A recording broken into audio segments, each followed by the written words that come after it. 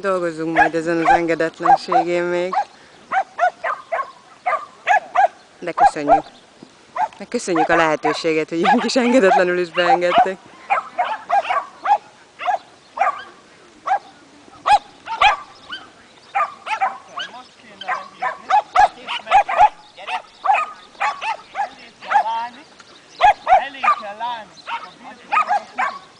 Azaz. Ez szuper kutya lenne.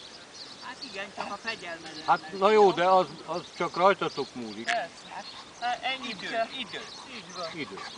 Minden nap 10 perc az idő egyébként. 10